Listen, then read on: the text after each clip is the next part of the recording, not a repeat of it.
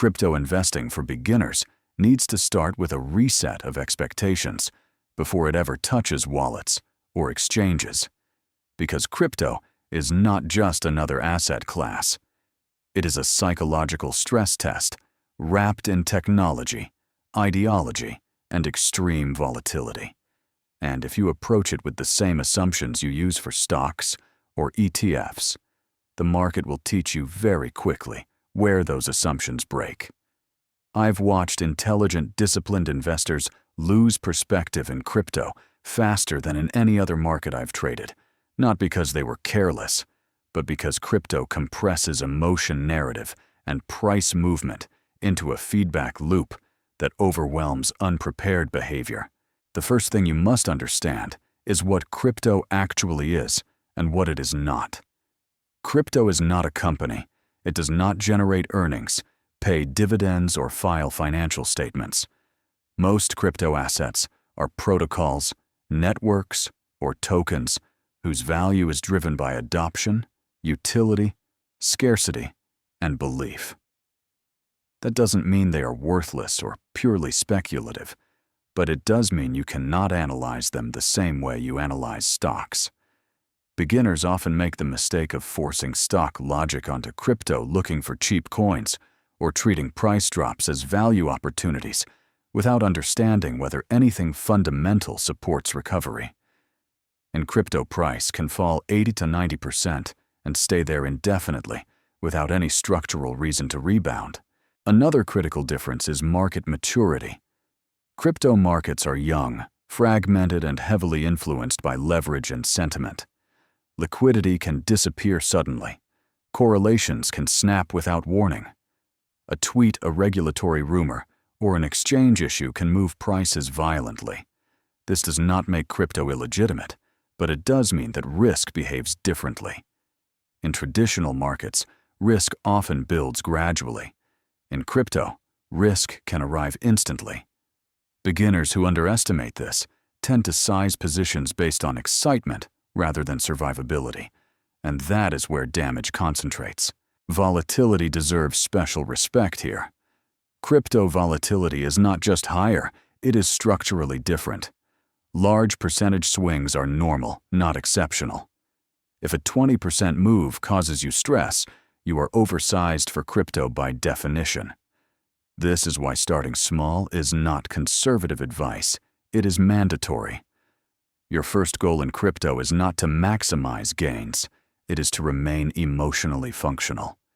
If price movement hijacks your sleep focus or decision-making learning stops and impulsive behavior takes over, security is another area beginners underestimate badly. When you buy stocks through a broker custody regulation and protections are largely handled for you.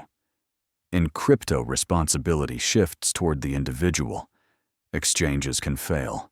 Wallets can be compromised. Mistakes are often irreversible.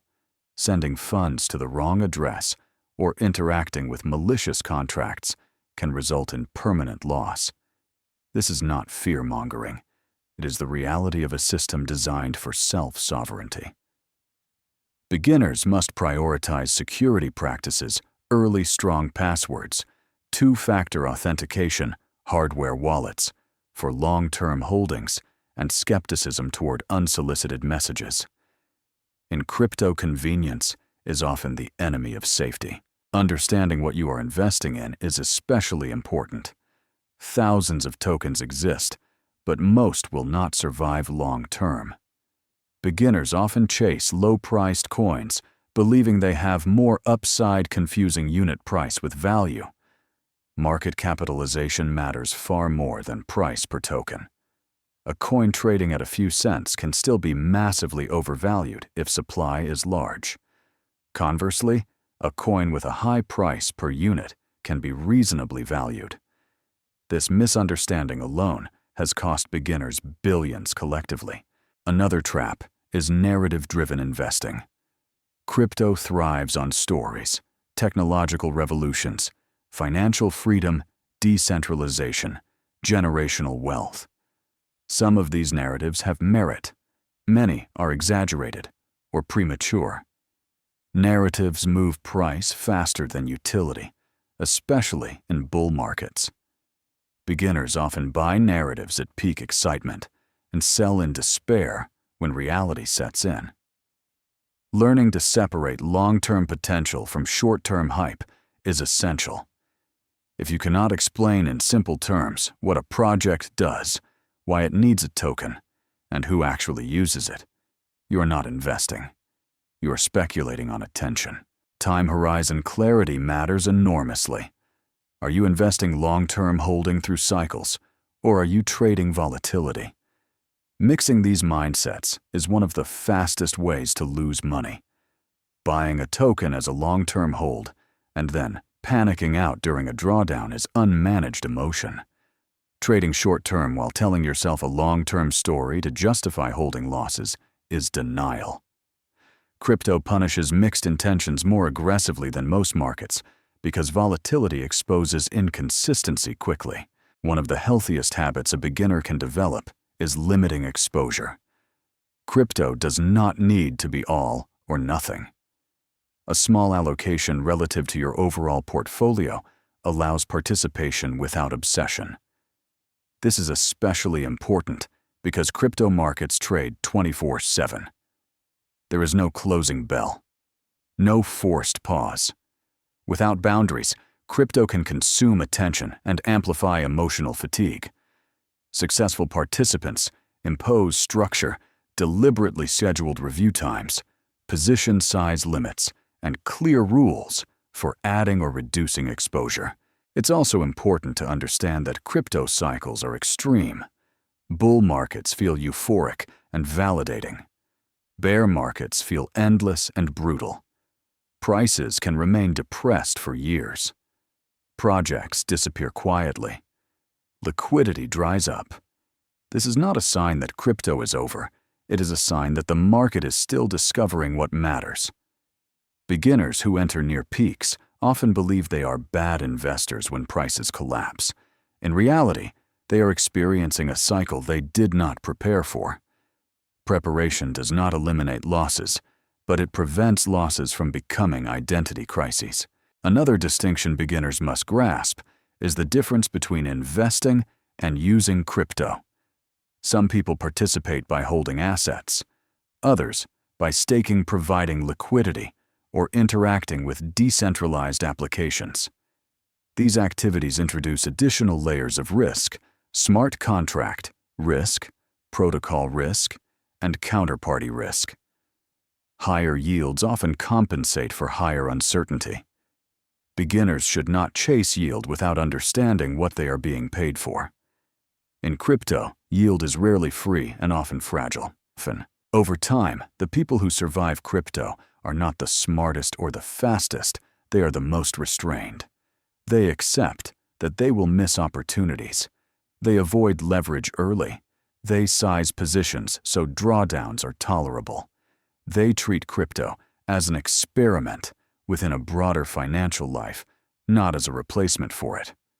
They learn slowly and stay curious without being reckless.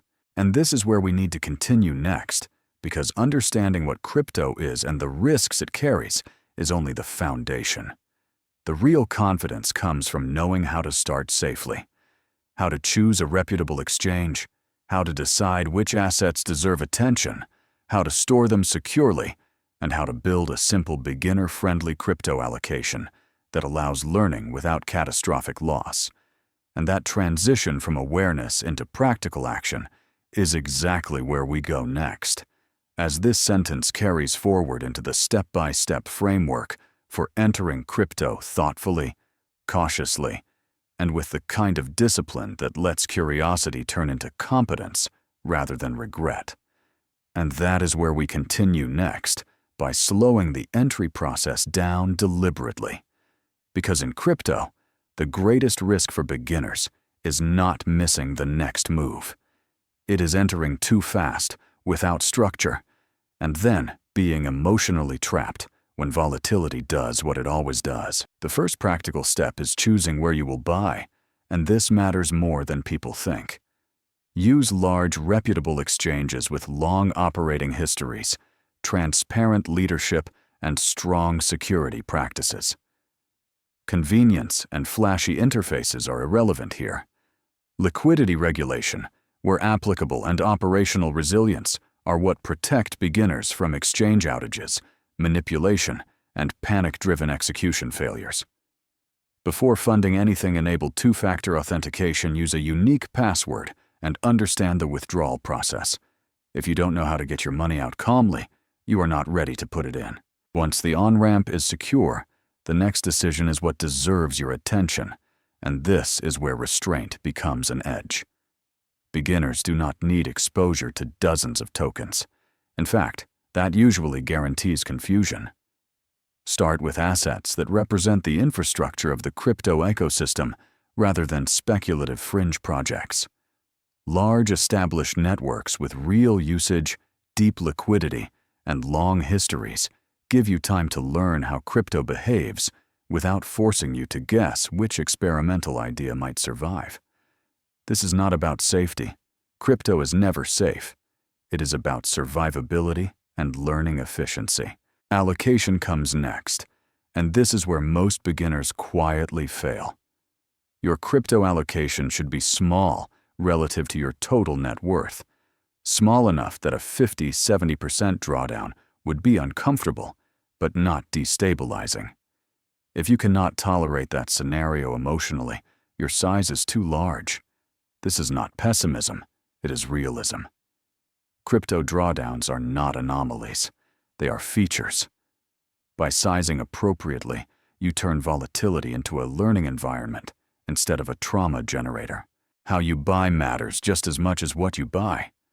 Lump sum investing feels decisive, but it exposes you to timing risk you cannot yet manage. A gradual entry spreading purchases over time, reduces emotional pressure, and teaches you how price behaves across different conditions. You will never buy the exact bottom, and trying to do so trains bad habits. Consistent rule-based accumulation builds familiarity without demanding prediction. Storage is the next critical layer, and this is where beginners must choose responsibility deliberately. Leaving funds on an exchange is convenient, but increases counterparty risk. Moving funds to a personal wallet increases security, but also increases personal responsibility. There is no universally correct answer early on. What matters is understanding the trade-off. For long-term holdings, learning to use a hardware wallet and practicing small transfers builds confidence and reduces catastrophic risk over time. Rushing this step leads to mistakes. Go slowly. Verify everything. In crypto, irreversibility is real. The next discipline is defining what you will not do.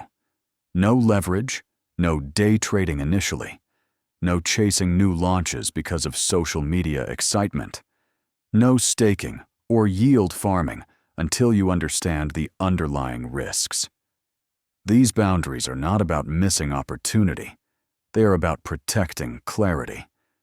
Crypto offers endless ways to be active. Beginners who survive choose inactivity more often than participation. Review rhythm matters in a 24/7 market. Constant checking is corrosive. Set specific times to review prices and positions daily, at most weekly if possible. Outside those windows, live your life. The market will not reward vigilance, it will reward discipline. If crypto starts consuming disproportionate attention, reduce size. That is the market telling you something important about your limits. As experience grows, learning deepens. You can begin to explore how on-chain data works, how cycles differ from traditional markets, how narratives form and collapse. But this exploration should be layered on top of a stable base, not built on top of anxiety. Curiosity is valuable only when it does not compromise capital or judgment. Finally, define in advance what would make you reduce or exit. Not price targets, but conditions. Structural changes to the protocol, regulatory shifts, loss of network usage, or simply the realization that crypto no longer fits your life or goals. Exits do not require drama. They require honesty. Crypto is optional. Treating it as optional is how you keep it in perspective. That is the beginner's path into crypto done responsibly. Slow entry, small size, clear boundaries, secure infrastructure, patience over prediction. If this framework helped you see how to move from curiosity into participation without unnecessary damage, I invite you to subscribe to the channel so we can continue building market skill grounded in reality rather than hype, and leave a comment sharing. Which part of crypto investing feels most intimidating to you? Right now, volatility, security, or choosing assets, because clarity about that fear is often the first step toward managing it instead of letting it manage you.